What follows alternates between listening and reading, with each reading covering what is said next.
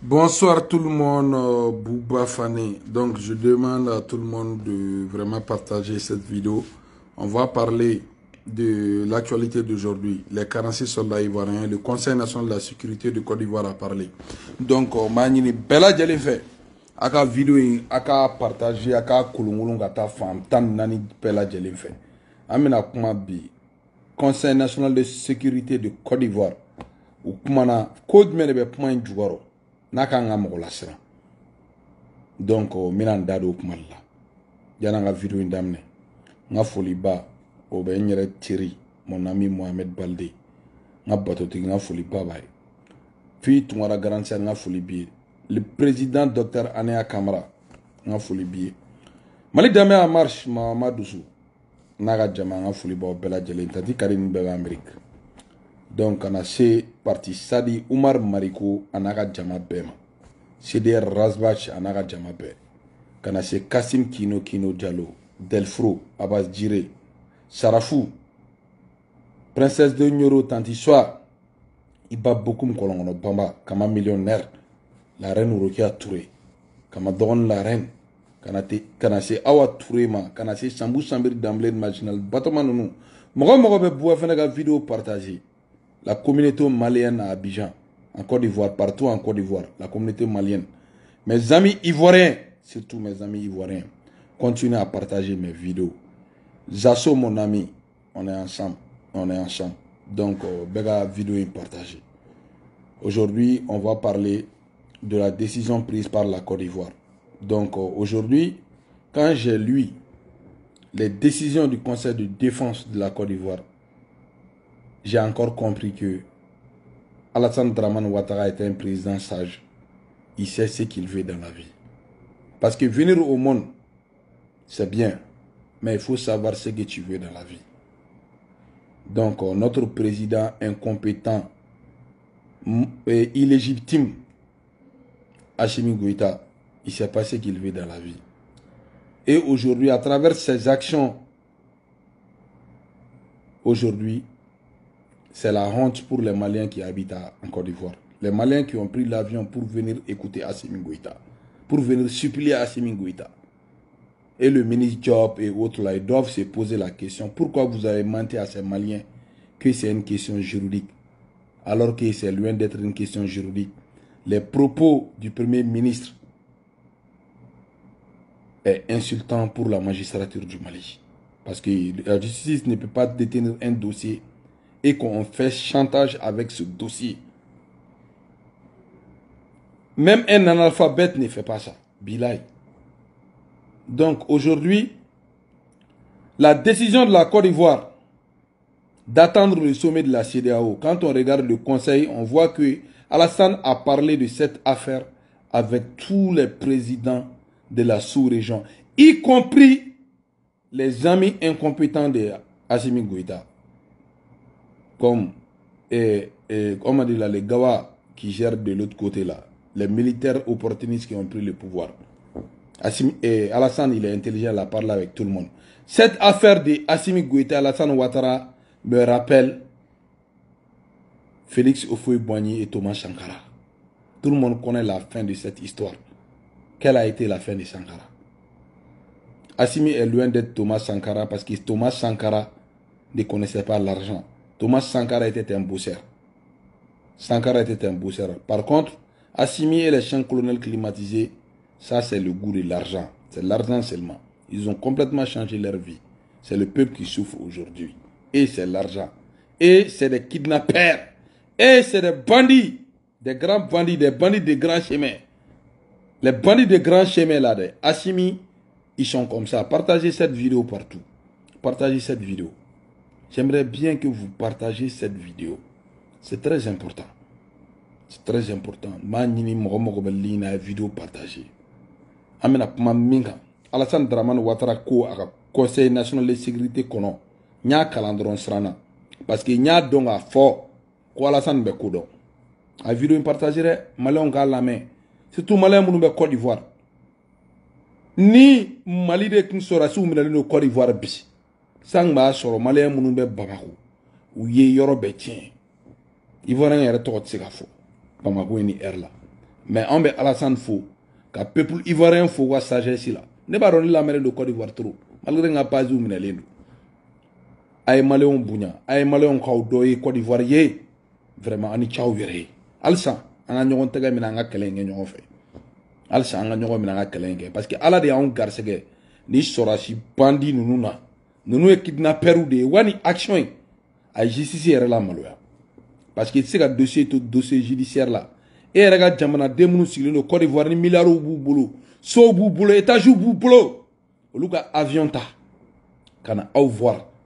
Kana fauye. Kuna man nunga sora sous bla kabanga anga vie bla danger là. 46 soldats wa malien munu ga milliard B. Asimi manya malié. Asimi manya malien munu me kofé. Bébé problème na Congo be bela Bamako mo taro ba ge chouamina. Munu fune be Abidjan ou be ku daire mesro. Faka kungo sou ma jagua. Asimi nego ite miridia. Les 5 colonels climatisés nego ite miridia. Ari ma pour faire malon ben go dossier juridique dedans. Est-ce que dossier juridique c'est un dossier de chantage à vidéo partagée? Est-ce que dossier juridique c'est un dossier de chantage? Si la justice malienne est compétente et aujourd'hui si votre pouvoir est légitime. Donc justice be mo mo be manadare la. Ubu nyini forme ne kona l'égalité de kono tout nyini chantage kono. Kasuge nega buya ba ro kasuge tsika fune yena kala ere asimi conseil ka fa ka chantage kan ni dossier kasuge ni yo ke ye mali juge be doya ye mali juge be faka malo ya bulu parce que ni c'est na sérieux tenna o la na fora unyana mado la ko système la ni mo me abo da dron abe papier bleu contrôle la so abo mna ta kaso mbala ko outrage à magistrat mais na were ni ke président de la République era ira ka fo bi ko système Allah ko lu mana mi décider ko re justice olu mo foi umore ira belata donc ni mo outrage ke bi asimi outrage ke magistrature la ne ba magistrat oron na dere ay kuma de magistrat oron be ne Moussa Guindo mon frère mon ami de longue date ça fait depuis 2000 ay mbagi soro nyongo be chakanda job la Moussa Guindo ni kuma do ne Kora Touré, je te connais comme homme de principe. Je sais que Fangatse qui nata. Ni okuma do ine. Ni okuma do kuma be Chérif Kone de be kuma. Ola me Chérif Kone bunya. Mais ni okuma do ne. Asimi ya ofagadi. Asimi ya ofaga. Ni yoro ina Chérif Ousmane Madana Idra. Chrétien nga kuntigi zerbo. Asimi ma obunya de. Au tara, au jorla malien munumbe kofe. Côte d'Ivoire. Au kuma na Asimi fe. Asimi kwa uma. Ko le dossier juridique de ko le se gouda de dossier juridique la ga be juge au boulot. Donc, n'a pas de juridique la mouna avec galon teka aouye. Aïe galon teka aouye. Malien mouné avion tagana Bamako. Assimie galon teka ou loupé.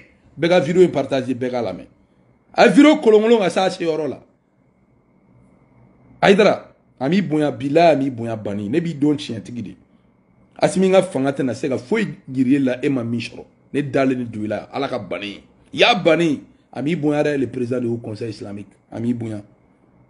Oba ira abora ka décision minke ko chantage minke ta oba ira ka fo ala au bunya dron kama c'est mbaye ka fo justice ay nunundi parce que ayira bi ko justice clé bol le bolo mu ja oba ka justice la au ira ka ba jom se ka jonda o mal na tro papier te Karim Keita la papier te Chema Hubert Koulibaly nunushi la joni bi se guta ku do matugu ara ira ka fo ka o sa go be justice la abe libération e chogo mi au ja amo ira bela sans asimi Asimi ni moko kala no be manata no refone fare goma ko wala aklam bila ika ke ntoro buba be ko fam jona ibse ka jamana indiriji alaka Hamadu moko Hamadu jamaka Hamadu alaka enila alaki darosma nega Hamadu buwa nega Hamadu tubanture ni président meshi ni bora ka anniversaire la sa bilai ayin kalan kuncha mana alaka Hamadu donc malais on peut kan partager donc conseil la Alassane ko beida do kumaina mogo kangi dado kumaina beida do kumaina Alassane yere ye président be wele ka kumain bunya da bekoro kaka sorosu bulu otazila ko sorosi ni ma fenge ko wore de ben ko njugoro bon bi Asimi nu flene ko wore ni bangi chantage donc Asimi ali drogu fere lawten chantage model ke kene kanta oluba kal ni ke ngay mais aw bo ta da kene ni kanta donc Alassane ko Ivoirien bega to ko Côte d'Ivoire bega to Alassane ko barga ba la bilay nan sira ga Alassane suranga président la ni erina sang ma soro Mali beg sur sol fakabo sang ma soro Mali gara e Dubai Hein? Crédibilité de Alassane na djena djen fambe. Mais Côte d'Ivoire ko kabe bi guerre qu'Alpha Blondy ou le fond na Champs-Élysées sans fait. Je salue mon grand frère, mon grand Koro Alpha. Je te salue. J'ai appris beaucoup de choses en 5 minutes aux côtés de toi. Alpha Blondy ko ka fo malé o nyeme shilaka. Côte d'Ivoire ko kabe guerre ke Mali fait. Côte d'Ivoire te 1 centime bo. Côte d'Ivoire ga sur la cita guerre ke. C'est l'Occident qui va faire la guerre à la place de la Côte d'Ivoire. Parce que accord de défensif est français ni Côte d'Ivoire tché. Ko bon asimi bien robe bon ni sur la siko in la. Doye Alassane ba fo. Kabe sommet kono. Sommet na pmo mi na fo asimi nyana. Nabi Malion ka herefe munu be Abidjan. Nabi Mali de munu sengana bi asimi frontière la. État islamique be ka tieni ke état islamique. État islamique be ka tieni ke be ka partager. Olu be ka dugu jeni nga jigi soni olu be se gaw. Gaw ko douanzani e gaw sray. 18h mana teme ti ko boli. Gaw tegele no Bamako la ba état islamique be stra la ka ta gaw. I desele ndula. Kufa nunu mununi e olu fune be état islamique jugoro. I desele no kufa na centre la. Kufa nunu nga mogo sabadron. Tara moto ni fion jeni segu. Segu posu ko mogo sabadron na attaquer. Orel tara jeni nga mogo blessé ka mogo tonota. Ka moto ni mogo ka mobili ni fion jeni sa mogo sabadron. Sur la suite jolbe asimi mbulu. Ay bo galongo. Donc na otara ka taka be taka ma kla foron wara ula. Comme na foron croix créé. Aywa, aw kungo ta were bolo yi. Aw kungo ba were bolo de. Munu be kodo, malien munu be kodo. Ay buwa la mere ne kuma fo e bila la mana ne tama. Embargo avec ta wati na embargo la ngati si embargo koro. Nya fay ngati si. Abina atante aba obla orgueil fou kono. Apta kongo fu munyu. Après abla ka fu ko embargo ku desera obi ya fa deli. Ube segu ko nu segu ko. Jamana bita crise to be juga kongo be juga fon da be gela ka ta fa na embargo wula. Atara ketenti. Ngo okama nga shugel de boy anga bela anta asimi jugala shugel boy anga ben ko la nga ta mason ala tene ga shugel boy olla yoro na barga doni me malalsa parce que ala ere shugel boy pour que premier ministre kulam na ga malien be fara yon bega be malikola mais ambo kono abega taka delenga système ke expérience tawla abe memi fo e bila e na me asimi ga cabinet no kulu atoro asimi kele no ga ta tereke o aka promotionnelu aka famille mogo de keka aka cabinet fa ou shima del ga jamana diriger ashi expérience ta shila wa me erbina bi ashi tse ga tien fo asimi ou be muna e banda otara iPhone 12 kama iPhone 14 bora maro be mafia croix que be nyon fa iPhone 14 gola o luga iPhone 14 soro sunguru nga soro ruwa mina ko hidro lixi dron be 4 ga duma mogo la filiko maliko ni e maliko ya jamana be joni hakil de jamana be jon barade jamana te joni kele jamana re mba re do mo go te kele la o mo go be bella kana ay nan deme ali garibu na be fen la fo Papouasie du Sud présent am mo go bu bella mali jola o re kan kan am mo go te kele la quoi bon asimi nunu be katana e kele straminka na ma shabali bila me ni misa tote mal la blene aw munu dalendo Bamako mana kan foni droguta kan fola et à tout moment Bamako be bion parce que terroriste kele no guda do te o be ka cour préparer Bamako kama attentat à la voiture piégée ou ya vogal ga ambe ame ou du kuma fo baake ou be ka mo la nyine de warte jamana kesi ko administration gono zuru à la base mo be fana babe barage ita ka barage ro la u nyininga u shini sururte nyogona agolta na u shita do baage chugamna ni pep mse ga éviter mais asimi jamana bla denga gono bela laloma do bala ko awo ko asimi aisha no fe sanogo era ga usane asimi bilay amadu aisha no wa usana ay vidéo en partager bega la me bo fana walju bo fana walju do ere parce que ne ko de kala kam bok galuna ala kala tunga mo kele galunga ne kuma fa ka ke chin kuma wi parce que chin ma di bi mo yo depuis créé chin ma di bi mo wi ima e kafri de ga chan toujours kafri ga chan toujours mais le prophète reste l'homme le plus populaire mais kafri ga chan islam al shini ni dîner to be fra nyon kan ni bolitionnel ni indou ni chon fra nyon ko le ka chance la même chan lui ni be fra nyon à côté que les fait mais ko imbe chuti ne be ala tarifo yi ay ala talame aga ivoro ngo sura sibla ani ko rivar ta kele ga nyon mai ay badi monde sigo sigali sigidala sigi nyon kele ne be sono mo kele li préféré ni sigi nyon kele mo be ne do ta ne ga sigidala o ba fi ko bo feren sigidala mo te se nyon ma ni bi yere don il y a sigida la mort de son maire de mam se gagneront gauche sur no gagneront faga sur no mais sigida la mort au toy mo bi sigida la mort bunyari orbe sigija mais ere yo yeni sigida la mort be kelela yal ni kungo sire mais kelenta ni kungo ke donc a akli choro ay vidéo partager mali polisu kan laba info ye transition mo ko keleno ga kaw kuno de dangare be polisu ko aga na sone uye place be klu ni nyonche place nyuma be o ma fenda o ma foi di police ma ke ministre police ma ke foi sienteni dron kono tora so nege besi so nege ngato ke sienteni ngono dron we police janfa à tous les niveaux alors que ne coup d'état en ressources police ou profita o la nyafo mamu digo fena nyana nga karamo nga foli bae nga karamo nga digo nga flake aba donné tare digo e shugo ga duguje mamu digo nyafa e ngi ubeki negen ibeka manganchi sorasi opportunity dom na fangata obi janfa politicien munu negen fena obi janfa obama digo janfa bia ko digo nere garibi ibita digo re ni ngabi ko buwa fana ko ntare do an kadi nyogonye digo buwa fana an kadi nyogonye o fena be digi do labi ha ya bari nga buwa fana way adra ga buwa fana digo garibi wa adra ni digo be benjagu ya kanito balola ni eket ni matega bine ni tatega bine ni be kloshi jega kere kelenga ni be kloshi kura kunjuru kelenga abere islamé ampere kele nga ganyo fe dron ampera kiti be ala revolutioni ampera kiti be ala rebolo wasimi desra a vidéo en partage amba blata ala ga nyaga di bema ala ga klinyuma di bema sino buwa funa fla ba jare ayebe na men jare turu ala be ni fere quoi ni ala ka mogodi ala ka mogonyuma ima e fado mbe blana tsega senna parce ne be ngani ya rebolo ala ko ingani ya nyai kana mo juga mine ube billa otishila abe akli jigin jona an shogola dunon an croissant dunon ah mais Mohamed se maje ko Dubai nyana fi mena inyana fi mena mbado ne mbora Amerique prochain voyage c'est Dubai mo ne bade ya nganga taka Afrique dugu wera la meta Paris kata Afrique dugu wera la tu ne mbora meta Amerique pour 2 semaines ou 1 semaine ne mbora ne bade on va se retrouver à Dubai ama nyayuru la quoi barga fo ite nyongo yala wagi kelel fega Mohamed se masegu c'est parce que fembi poche kono de dungwe e chizi ko te koi sino chizi ba ambula be shango feo ndi ya fami ago nyangwa do doroben ko tui ya ima ala u furage buwa fana ide ya netistra mi ne jamba fo jugwa de ti dagana ubi jugwa otisila bebe ala de bolo nga foli be karamo kamanta sori brama kamata karamo nga foli biye ama akli jigi professeur babunya karamo buwa fana kanu professeur Babounia, le numéro 1 des magiciens d'Afrique, le plus grand sorcier d'Afrique, le professeur Babounia, a un canon, a un chama. Voilà. Aïe, doit qu'un alsa, un clémina.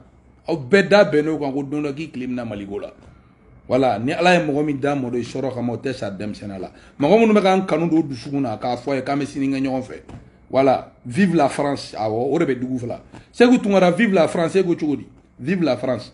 Ate barage na barage français ga imposer encore en franga barage français de amérique rani na era ga barage dro nous se kula ita aventure la risila to abuga bebla ga aventure la risila mo te to abu fe u ka bebla ga aventure la risila risu rebe ga bolu abon site ken je ga bo ukraine be gu wera nyini be guerre perdue abta ka taw jiki ke ko risi communiste be dugu la ko ba dugu bela u taro be minge vive la France on est awo kawjim ngapma français fromage ima e mogo ten be brisé vive la France français be mogo tengeta ah ni Amérique nous mogo se ka bla kotiki la ni bi mogo de don jena te la éclaira ni bi mogo don dro éclaira e fentiki ga blola ko karato ko be bla la diabala franfin to awu sosola shitola asime franfin to awu sosola re shitala chao chebe to awu soso shitila ibi bara de gani ko rap mano so ko da to awu ko la voilà am nyogombolo ni me dugula buwa fana a partager ah kolomula mais fadoula Bouafane l'homme qui a le dos large mais comment be fami mama wa kuma ma fentien chegle me jena tegela awongana we ko ke ka ko be ka be ese to chinte fente ngone minga u fo make u tsika pumolo ne minga maligula wolo fo make alu monke make u fo make u monke make u bourgeois de la ke malier ato tigito na dagante nyona ali sini aba koroba ba ke malla hein coup d'état kra ka te fenga fouraji ta ka fouraji sigi aga quartier natal la kata sigi a faso la Kata fouraji sigi mande. Sumaworo bora mande kata sigi mande. Wa san wɛrɛ mɛ ko wɛrɛ la maga min ka bon ni bɛɛ ni ala ka jɛ ni tɛgɛ bɛ ala de bolo a tɛ mɔgɔ bolo ala de bɛ décider buwa fana sɔrɔ la bɛɛ ka partager an bɛ ɲɔgɔn bolo a video in kolonkolon dɔrɔn n'a ye whatsapp kɔnɔ a b'a kolonkolon k'a kolonkolon a bɛɛ kɔnɔ bɛɛ ni ca yɛrɛ